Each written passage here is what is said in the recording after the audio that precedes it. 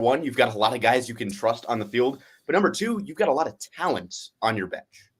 Yeah, we're just happy about it. Just, we have a lot of skilled players. We got one guy that's going both ways, Samaj Galloway, who's getting back healthy. But the receiving core is just doing a great job. A lot of those guys are inexperienced. I think we returned one experienced receiver, and that's Ronald. But the rest of these guys either was a JV guy or they was guys that came from the basketball team. And so, yeah, it's just really teaching them how to play the game of football. And then what does the wide receiver position actually look like? And it's still early. It's the non-conference. And so a lot of those guys are juniors, which I'm also happy about. But just being able to teach them the game of football. And I'm just proud of them. Yeah, and you mentioned a lot of these guys are juniors, so it's guys that you're not only going to work well with this year, but also have another year with them in the future. And I mean, our guest coming on later is a sophomore. Yep. How good is it to have such a stable underclass presence? Well, I don't know if good the correct term, just in terms of you have to rush greatness. Ideally, you want to try your very best to keep freshmen and sophomores down. Where we are as a Glenn football program, unfortunately, we have to play guys early because of lack of numbers. However, this year we are back trending in the right direction where we can actually keep freshmen and sophomores down. But Eli played as a true freshman last year, this is high school, as a freshman last year, and he's just doing a good job as a sophomore. But as you just alluded to, it's just very good to have a young core playing varsity football for the next couple of years. It's just a good position to be in. 100%. I totally hear that. Eli will join us a little bit later in the show. Let's go back to the game on Friday against Parkland. On the ground, Hayes and McQueen Johnson each pick up a rushing touchdown, and good games for them both. But, Coach, talk to me about the guys up front. Let's give the offensive line. Listen, my offensive line is playing amazing right now. And then the week before that, on the ground, we had 308 rushing yards, and we had 288 in the air. The offensive line is playing phenomenal, and unfortunately – full transparency, we're a little banged up front. So still to be able to do these numbers with two guys missing, I'm very pleased about it. And so those guys are getting healthy. They should be back out there very soon. So I can only imagine those numbers will hopefully be a little better. I'm proud of the offensive line. We only have one senior up there starting for us right now. So, again, sophomores and juniors up front. Again, something that you can always lean on. I'm just proud of them, and we just was hard on them this offseason and what we demanded from them up front.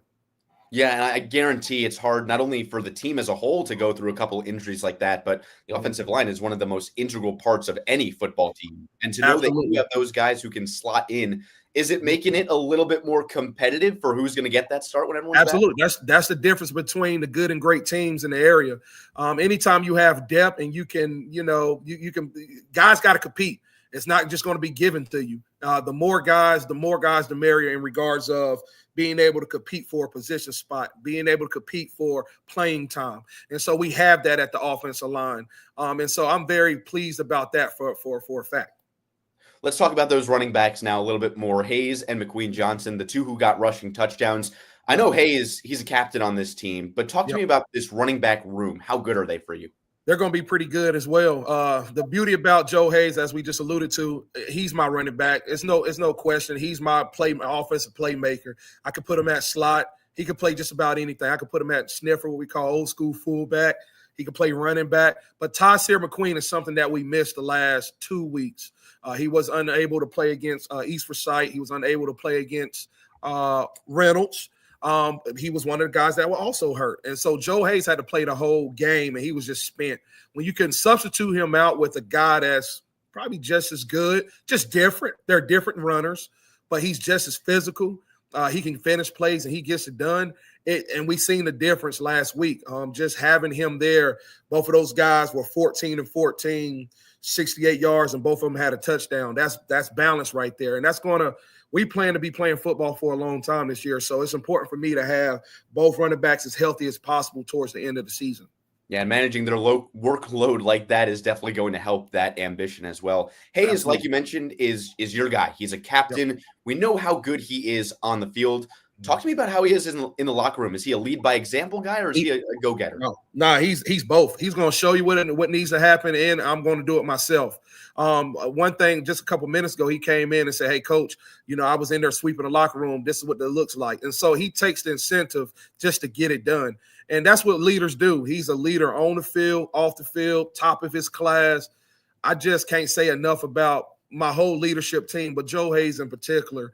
But yeah, he's just a show you by example, and I'm gonna also encourage you how to do it. Talk about having the whole package there. That's something that's impossible to teach sometimes. Yes, it is, really, and that's just kudos to his mother. Yeah, absolutely. Really good to hear. Shout out to Mom Dukes. Of course, no 22-8 win is complete without the defense doing their job. Luckily, we're talking to the defensive line coach in just a little bit, Austin Agee, as well as a member of that defensive line, Eli Imes, in just a little bit. But, Coach, I got you right now. Talk to me about this defense. Let it rip. Defense played unbelievable. The week before, I kind of got into them a little bit. We also banged up in the secondary last week, but we got some guys back healthy this week, and it actually showed. But nevertheless, they played unbelievable. I challenged them early in the week of what I need. We want to eliminate explosive plays. Explosive plays for me is anything over 15 yards. I'm greedy. Anything over 15 yards is an explosive play for me. And so we gave up a lot the week prior. So the intensity was there this week. The game plan and those guys, and shout out to my coaching staff. They had the guys ready to go against Parkland. Parkland is a good football team. And anytime you say a rivalry, we call it the Battle of the South Side. The kids know one another. You're going to get their all. And our guys are ready for the challenge. So the defensive unit did a fantastic job. We had a forced fumble, of course, a safety in there. And the defense actually didn't give up the 8. That came from an interception. That came from a pick 6. So in reality, they should have got donuts. They should have had a donut party Monday. But nevertheless, they did a great job of flying around to the football. And I'm proud of the staff, the kids, and just everybody that's involved. Boy, I wish I was in that film room watching them, knowing that the 6 came off an interception. Yeah, they can never please us, though. Be clear. I mean, even though we pat them on the back, there's always room for growth. That comes with wins and losses. It's never as pretty as you think. Sometimes when you take a loss, it's not as bad as it seems. But in order to grow, they also understand they play lights out. But it's when you watch film, of course, you could click on some things and say, hey, we could do this better. But to your point, the guys were happy because you coming off a win. So it makes film sessions go a little smoother. I can only imagine. Let's talk about those for a little bit. You said there's always something you can do better. For you, Coach, what did you see that the defense could have done better last week? Number one, big thing is just eliminate explosive plays. Reynolds had a couple bombs on us. Explosive plays. I think they had like 3 to 4 that 3 of them went for touchdowns. That can't happen. You can't win football games like that. So number one is when I turn on film, I don't want to see explosive plays. Make them earn everything that they get. And sometimes that's going to happen. They practice just like we practice. So that's come to be expected. But we got to make them earn everything. That's number one. Number two is I got to have 11 hats to the football. For the most part, I've seen that on the film when we turned it on. And then they play lights out in regards of grading out, being close as perfect as possible. So when you turn on film, that's some of the things that we're looking for. Did we check in out of coverage? Did we check in and out of coverage? Did the line stem where they supposed to stem? Are we all on the same page? We say around here, if everybody's wrong, then we all right. We got to be on one page. It doesn't matter what the call is. Every call is designed to stop something as long as we're all on the same page. And for the most part, our defense, majority of the part, they was on the same page. 100%. One number that jumped out to me, and we'll jump into the numbers here in a second, but obviously not only 11 defenders played, but 11 different guys record a tackle, which is really got to put a smile on your face. Yes, absolutely. And that just comes from we got to fly around. We got to fly around, and we got to play relentless football. I want to see 11 hats to the ball. I don't care if you're the corner on the other side. We got subs. We'll sub you out. I want to see 11 guys get to this football, and that's just what we preach to our guys. So we're proud about that. 7 tackles for loss as well in the win on Friday, as well as 3 sacks. Coach, those numbers kind of speak for themselves, really, but it seemed like everybody, and including the defense, was just playing on their toes, ready to make that next play. Yeah, they were swarming. They really understood the assignment, and that just goes back to film, understanding how can we attack these guys and where can we exploit them, if you will. And like I said, it starts with the D line, starts up front. Those guys did a good job of playing their gaps and doing all their stunts and all that good stuff. And then our linebacker core, Isaiah Buford, Garrett Wilson, checking us in and out, and then the secondary understanding how to fit in the run game so we can send those pressures. And so, yeah, those guys did a good job this week, and that started in film. Again, 22-8, the final against Parkland. You guys got the win, your first one of the season, which always has to feel good. It always feels good. You need one to, start it off. And it's just good to get it off your back. It's hard to get wins and at any level of football, it's hard to get wins. So you got to appreciate them and love it when you get it. But I told the guys right after the game, I'm kind of growing into that guy like, all right, I'm ready to work on Southwest Guilford right after Parkland because I want more. It's just that small taste of success, that small window of just getting a win. You want more. And so I'm proud of the guys, and we're just trying to take it one day at a time, never focusing on the results, always focusing on the process of getting better. We talk about a lot. We talk about that a lot. And the guys, they came ready to go Monday. They understood my mentality. We're focused on 1% better. But it's always good when you can get a win. And like I said, it just kind of perk you up a little bit, and you're just ready for the new challenge. Yeah, by the way, that's incredible that you have the guidance to lead these guys because, like you said, everyone wants to win. Everyone wants to go be a winner. Everyone wants to have the undefeated season. But it really takes a strong mindset to buy into that. And it seems like you've got your guys like ready to go. Absolutely. Our guys, like I said, they just understand it's never about the opponent. It's never about the result. You can't be emotionally invested in things because what happens if it don't go your way? Are you going to stop working? No, that's not the mentality. You shouldn't have that approach in life. You definitely can't have that approach in sports. You got to focus on getting better each day. And our guys definitely take that on because it's got to be nauseating to this point because that's all I talk about. We're focused on being the best version of ourselves every day. I don't care about Friday because the fact of the matter is the wins and losses happen before Friday occurs. It happened in practice. So what are we doing to get better day in and day out? And our guys just understand that. Coach Green, it's a pleasure as always. And why don't we bring in our two guests on into the show?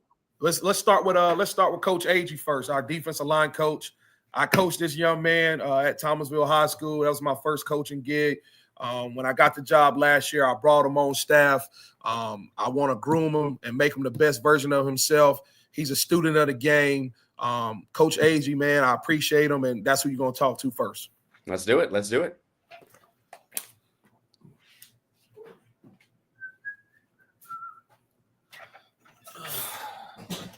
Coach Agee, how's it going? Good. How you doing? Nice to meet you. Yes, sir. You too. So I want to unpack that a little bit. You were actually coached by Coach Green in another life. Nice. Yes, sir. My junior year, he was my D-line coach. Wow. That's awesome. Talk to me a little bit about, you're now a coach under Coach Green and what it was like to be a player under Coach Green too. Oh, Coach Green grew a whole lot. When he coached me, he was fresh out of college, hot-headed still, cooled down a whole lot. But he's a great guy, man. I love coaching with him. That's awesome. That's awesome. Yes, what would you say the biggest lesson that he taught you? Maybe not necessarily football, because you learn a lot of lessons playing football, but being around him for so long, just talking to him for 20 minutes, it seems like he's a great guy to be around. Yes, What's sir. one of the biggest lessons you've learned from him off of the field? Life happens. No matter what, you got to bounce back, got to fight through what happens, man. Life ain't always easy, but you got to learn how to fight through it and keep going. You heard us chatting about the numbers a little bit, and I can only imagine you were smiling on the other end of there. Like Coach said, you guys should have had the donut party on Monday. What was clicking last Friday? I felt like we finally played a complete game up front. Everything looked good. When we stunted, we was all in the right gaps where we needed to be. Guys were flying around 100% all 4 quarters. I just felt like we finally played a complete game, and we just got to keep it going like that. Coach, this being your second year here, because like Coach Green said, he brought you in last year. Talk to me a little bit about what Glenn's defense is all about, especially the defensive line. Well, to me, it's a new system for me. All the schools I've coached at, it's all been 4-down linemen. Coming here was a 3-man front, so I had to learn that, the outs and ends of it.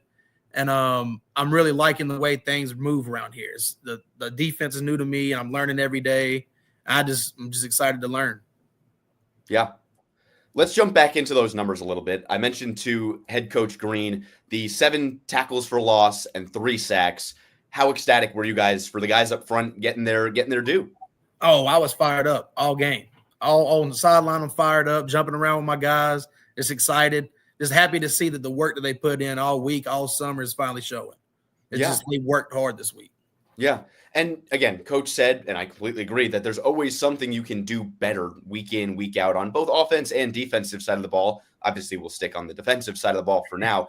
But what did you notice on those plays where you went back and said, we could have done this better? Was there a common theme of something that went, in air quotes, wrong?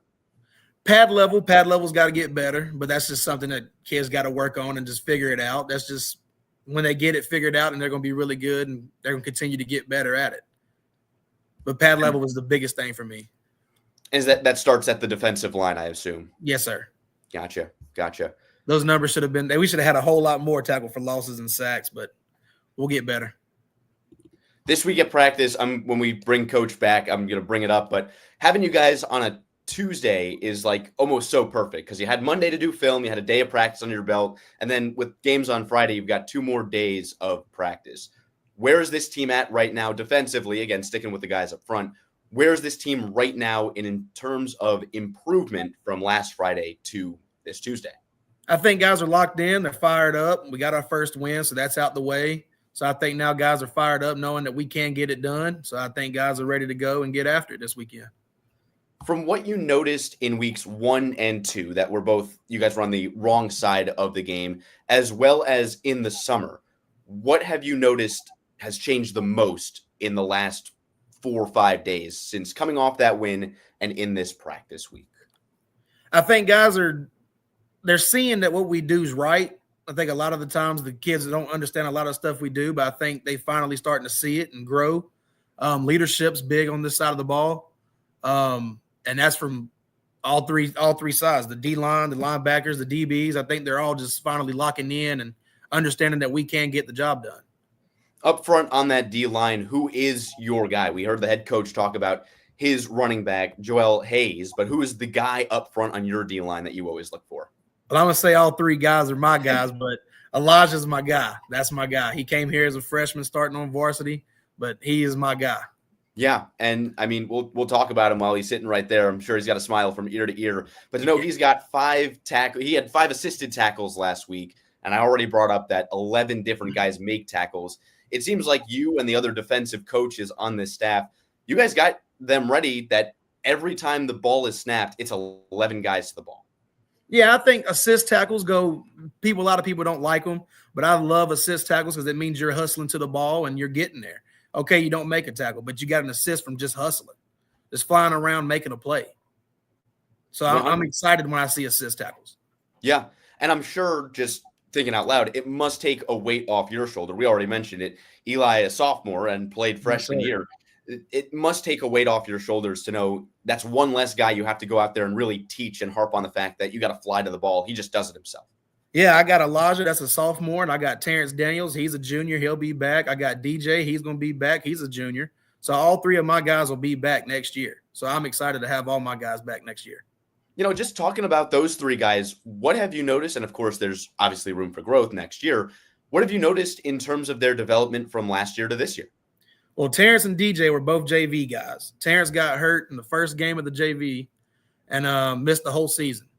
So when them boys came in the summertime, they locked in and they bought into the system, and they've been nonstop ever since summertime. So, I mean, I'm happy with the development that they've gotten. Nice. You mentioned summertime. I'm in New York, born and raised myself. I'm down here for college in the South. But it gets hot down here, and especially in the month of July, it was really hot. Yes, and sir. No one, and I mean nobody, takes a toll more than the defensive line. How do you preach to your guys? Maybe not now, it's been a little bit cooler, but staying hydrated, staying refreshed, staying cooled off to ensure that when they're on the field, they can give it their all. Well, me and my D-line all have a group chat. And I made sure in the summertime I put in the group chat I wanted to walk them around with a gallon of water. So make sure they stay hydrated. They're supposed to have check-ins with me, but they ain't too good at doing check-ins. But they're supposed to have a gallon of water every day. So I make sure of that. Nice.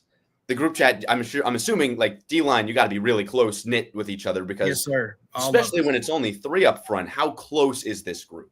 Oh, it's a real tight knit group. We hold each other accountable from the varsity kids all the way down to the JV. We all hold each other accountable, a high standard, and we just all make sure we pat each other on the back. We do a good job, and we jump on each other and we do a bad job to make sure we lock in. Got it. And then we said lower pads or get your pads lower is the main message for last week to this week. What are you hoping to replicate from last week to this week on the defensive line side? Flying around, man. It's just, like I said, I'm happy with the way we flew around. It was great. Flying around was good. We was reading our keys perfect. I just felt like if we can keep that up, then we'll be a tough team to mess with. Anything else you want to add about the defensive line up front? My guys are locked in, ready to go, man. Whoever it is, I'm just happy to play football and happy to keep coaching these kids. Well, it seems like they're off to a great start this season. And let's bring in our second guest, shall we? Let's get it.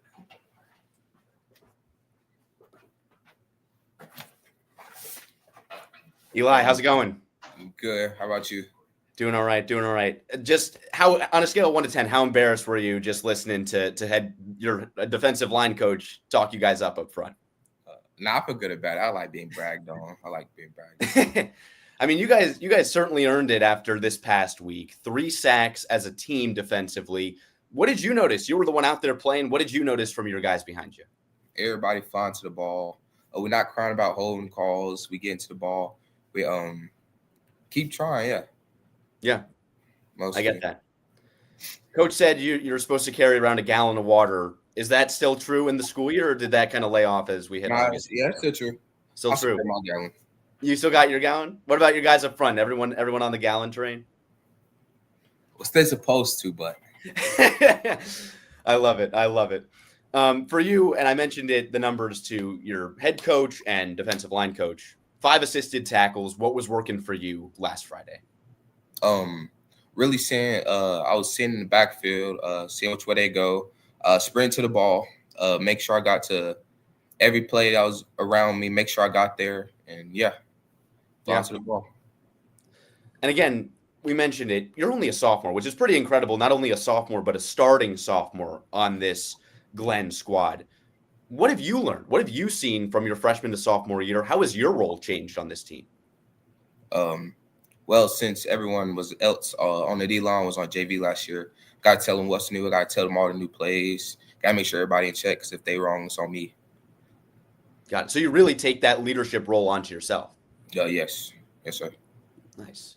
I mean, that's awesome to hear. I bet your defensive line coach is smiling ear to ear right now. And again, you're here in your second year of varsity football, and you're here with your second year of 2 guys who got here last year, the defensive line coach as well as the head coach. What have you noticed in this team? Because you pretty much started from day one of the Coach Green era. What have you noticed from day one to right now that has changed for the better? I noticed everybody, they're locked in. They want to play. They want to win. Like, everybody's locked into the system. And really, Coach Green, he great coach. Coach Agee, great coach. They want to push everybody into their full potential. They want to see everybody win. And, that's it. They just want to see everybody win. Yeah. And again, I asked the head coach this a little bit ago, but obviously having that mindset of you want to win, that's everybody's mindset. It takes another for a group of an entire team to really buy into it. What have they done well, because it seems like they're doing a great job of it, to make you guys all buy into it? What are practices like? What are films like? What do you notice as a player? Coach Green's consistent. He's here every day. He keeps us locked in. He keeps us on track. Make sure you're doing wrong, you're gonna pay for it. No freebies, no nothing. Make sure you're on track. What would you say the hardest part of the summer workouts were? Because again, I keep going back to this because it's pretty amazing. Varsity player as a freshman and as a sophomore. What was the hardest part in both years of those summer workouts? Because I know they can be long. Conditioning. Conditioning. Hot, running, just running. What did those look like, conditioning? Run about 50 yards, down back, get like 10 seconds, 30 seconds rest, down back. You do that about 6 times, 7 times. Nice. We do like twice a week, I think. Hills. So a lot. Yes. Awesome. What would you say again? What would you say the easiest part about coming back for your second year? What is something that maybe shocked you your freshman year? You're like, oh, I didn't realize we were going to be doing that, or oh, I didn't realize this or that. What has changed in terms of, oh, I expected that. Oh, I know better than that. What has been that hurdle that has been overcome? Me reading my player. Last year, I felt like I was doing it, but I really wasn't paying attention to what I was doing. I felt like I was just doing it. Now, I feel like I'm actually seeing what's going on, getting to my spot, and I'm really reading the offensive line. Got it. So is it something, you say reading the player, is it something you notice in live time? Is it something you go back and watch film for? Yes, film. Film helps a lot. You see players to guard, you see him lean back a little, put his hand up, he's pulling, he's probably blocking down. You see him put his foot back, he's pass blocking, stuff like that. It seems like you're really in tune with it, which is, again, just awesome. I asked Coach about it. The film room was probably super duper excited because, again, you guys deserved that donut on last Friday. Yes. Talk to me as a player. How exciting was it to go watch that film? Oh, it was great. Coach Alexander, really giving us our flowers for how we played, getting to the ball, pick, fumbles, all that. Yeah. Again, it seemed like you guys were flying in a well-oiled machine, not just the defensive line or just the cornerbacks, but it seemed like everybody on that defensive side of the ball was really locked in. I'll ask you, as a sophomore, are they turning to you already for some leadership and some experience advice, or is there somebody else on the defense as a whole that they look for? Yes, the D-line, yes, they come to me, ask questions, and if I don't have them, I go to Coach Agee. But most of the time, I had an answer to them, and I'll tell them and get them on track. And that's great experience for you. What I'm going to kind of be blunt here. What's the end goal for you? Is it NFL? Is it college? Is there something you're trying to get to? I want to make it to college, and later on, yes, I want to make it to the NFL. Awesome. Well, you're certainly off to a great start, and congratulations on your second year here as a varsity starter, and congratulations on the big time win. Thank you. Of course. Looking forward to this Friday against Southwest Guilford. Let's bring the head coach back on for one final segment as we unpack the Southwest Guilford Cowboys here.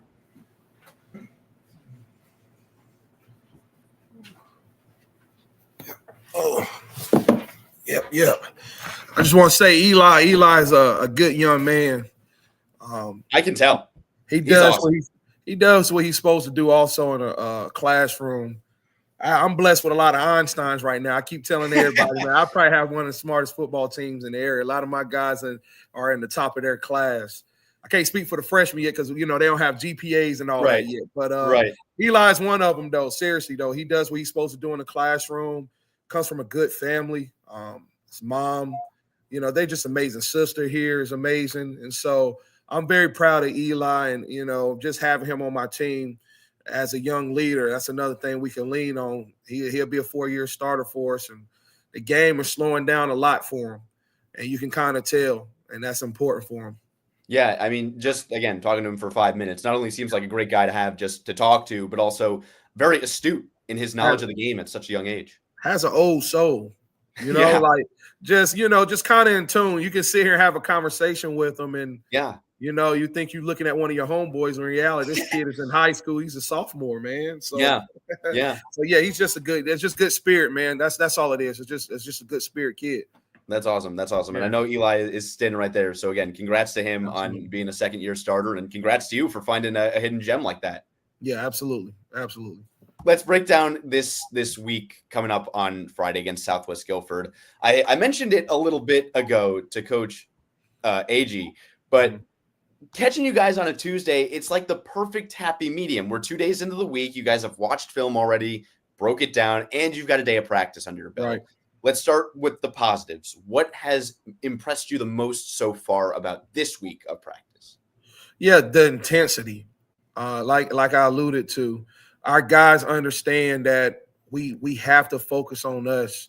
And so when they came to practice Monday, we watched film, corrected some things, and then right out the gate Mondays is just really, throwing out the game plan. So it's just a little slower in regards of you explaining to them how we're going to attack them, why we're going to attack them. I think that's big with this generation. The days of you just saying, hey, you're going to run through the brick wall. In my time, we just ran through the brick wall. These kids got to kind of know why they're doing it. And I think that just develops a clearer picture of the game plan. I think that's important. And so Monday is just a little slower in that regards, but the intensity of the moments where we come together and the execution part was there. And so one thing that's clear to me is these guys they get it of being better and playing hard as they can, even in practice. Yeah. And again, that's something that's very hard to teach and instill, again, just in high schoolers. We mentioned it a little bit ago. Your main goal is to limit the explosive plays. And while you can have all the intensity and things like that, limiting the explosive plays to me kind of seems like you got to take a step back. You got to slow the game down while everything's still in front of you. Yes. How has that looked for you guys this week in practice? Yeah, it's communication. That's all it is. A lot of times, unfortunately, when explosive plays happen like that, one or two things. Either one, the gentleman is completely out of position. That could be true. Or number two, we just didn't relay the whole defensive call from sideline to sideline, make sure every kid knows what we're running. And so that's just a matter of being in practice, understanding against this formation, against this set, this is what we want to check in and out of, and making sure we're all on the same page. And so really the way you can just make sure that's being done in practice is just making sure the kids are actually using their voice and they're talking in practice. It's okay to use your voice and let everybody know what we're doing. I don't give a piss what the other team knows. We're going to run what we run. And so we got to communicate and talk to one another. Nice. I'm sure the answer is going to be everything, but what specific part from last week's game against Parkland are you guys looking to replicate this Friday? Did anything specific catch your eye in that win? I like time of possession on the offensive side. I think we had the ball 31 minutes, and that's just converting third downs and just moving the chains and passing and running, just being balanced as possible is what I'm getting to. Remaining balanced on the offensive side, being able to eat the clock to keep the defense fresh as possible. That's one thing you always want to replicate. And then taking care of the football is something that I want us to do a better job of because we did have a turnover. Turnovers that's how they got the touchdown. We got to take care of the football. On special teams, just be clean as possible. And then not take plays off. Games are won and lost on special teams, whether it be kickoff, punt return, kickoff return, doesn't matter. Field goals. I've been a part of games where a blocked field goal got us to the next round of the playoffs. And so you can't take plays off on special teams.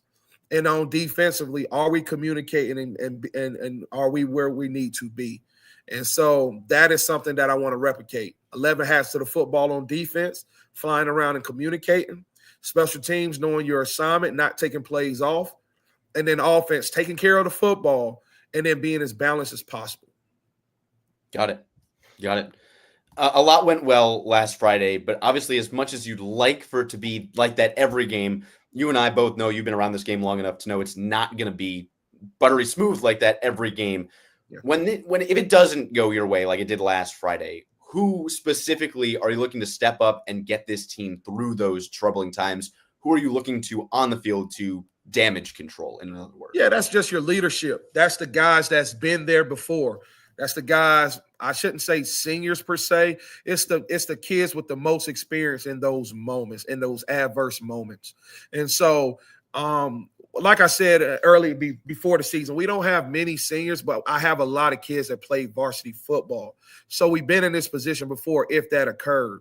Just got to take a deep breath, take your time, figure out what we need to do. Let's go back to our basics, whatever our nucleus is, whatever we lean our hats on. Let's get back to that and then get things going on offense and defensively.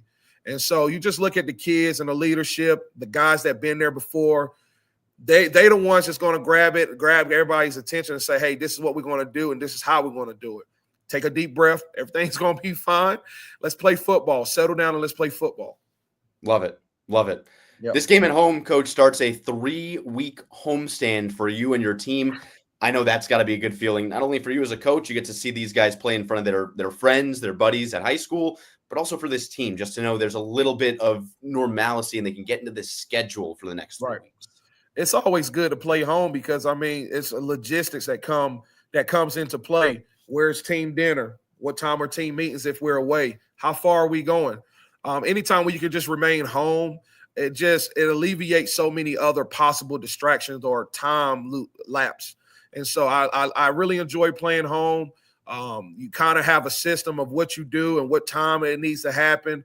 And we're just blessed to have this 3-game stand, because at the end of the season, when conference play, which is the most important time, is conference play, we're on the road a lot. So you hope we mature a little bit over the next 3 weeks and get a little home cooking, if you will, these next 3 weeks. So it's always good just from the fact of just the logistics component of it.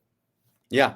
Let's take a little bit closer of a look at Southwest Guilford, a team that had a rough season last year, but a team that is coming off a shutout victory in their own right and can probably have a lot of fire underneath them. You don't need me to tell you this. These are two teams who come in with a lot of fire under them, big-time wins for each of them. Talk to me about how important the first drive for both sides of the ball is going to be for your group. Set the tone right away. And I'm not being a jerk. I don't want nobody to take this the wrong way, but it's never about the opponent. It's about us. Yeah. If we do what we're supposed to do and play our brand of football, we're going to be just fine. And that's smash mouth, hard nosed, blue collar football. We're looking to punch you in the mouth right away, the right way, not anything dirty. But you get what I mean. The intensity has to be there from the kickoff. We just say spot the ball a lot. Spot the ball. Let's play some football. And that's our mentality. So the first drive is always important on either side of the ball, whether it be special teams, because we have to either return it or we got to kick it off. And so that's just as important. So again, the first drive is always a tone setter. We're going to either let them know this is going to be a long game, or we're going to look at ourselves like, hey, we gotta step up. But our guys will be ready to go. They understand my intensity. I'm after it. Yeah, let's spot the ball. Let's play. It sounds like it. I'm so excited to get out there on Friday and see this team live in action. It's going to be a good time. Anything specific, Southwest Guilford, offense-wise or defense-wise? We'll start for you guys, offense-wise, that you're looking to pick apart from them on the defensive side of the ball. Well, I mean, it's just a matter of just taking what they give you. I think that's just like every game plan. You just have to look at what they do defensively and figure out the best way for us to get our playmakers the ball. And on the offensive side, our defense, they have a couple playmakers, a couple guys they like to get the ball to. It's just a matter of keeping them in check and tackling them. You know, football, I mean, defense is very simple. See ball, hit ball, tackle the ball carrier. But in reality, they have a couple playmakers that we have to keep in check. And then, this is a first-year head coach. Not a first-year head coach. I apologize. Southwest Guilford. He's a new head coach, first year at Southwest Guilford. And so he's just trying to, like myself, we're just trying to build a culture of what you want, how you want your program to look like. And they just got a victory. So they're going to come in here with momentum as well. And both teams are going to have to fight for it. We throw out the records. Every week is a new challenge. And both teams are looking to, go 1-0 at the end of the week. We have to be ready to play. And Coach, we'll wrap it up with this. What are your 3 keys to success for your team to walk away with a second straight win on Friday night? As I said, I'm gonna lean my hat on my defense. We gotta eliminate explosive plays, make them earn everything. That's number 1. Number 2, offensively, you must take care of the football. You cannot win football games with turnovers or not making conversions. We got to be able to sustain drives. We got to put drives together. And then lastly, special teams, we can't – that's not the time to take a play off. And so by doing those 3 things, we should be fine. But, again, it just goes back to the top of doing what you're supposed to do and executing the game plan. That's the head coach for the Glenn Bobcats, Coach Green. A huge thank you to you, Coach. I appreciate you, man, and welcome aboard, Coach Wallace. And not Coach Wallace. I mean, it's a Coach Wallace. I know shout out Coach Wallace at West. But, Max, it's good to have you out there, and looking forward to you covering the Bobcat football.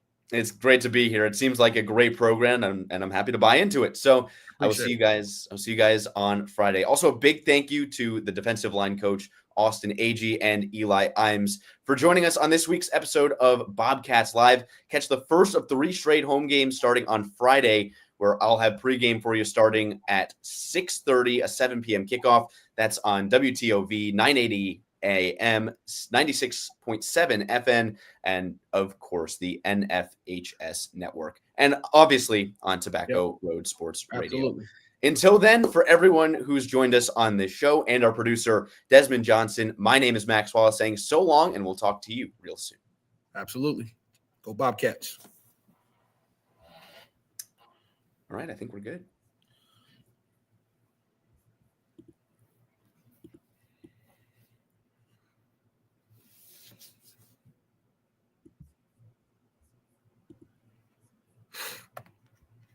I'm not sure how we end it.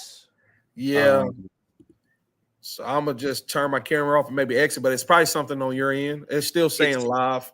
So Yeah, it's something that Desmond has to do. that's cool. I'm not sure. Let me just. That's cool. We just wrapped.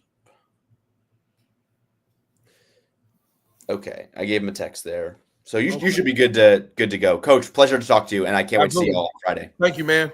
Of course. Oh, when you get a chance, can you send me those 2 deeps and rosters? Yes, I got you. Absolutely. Thank you. Thank you. Bye.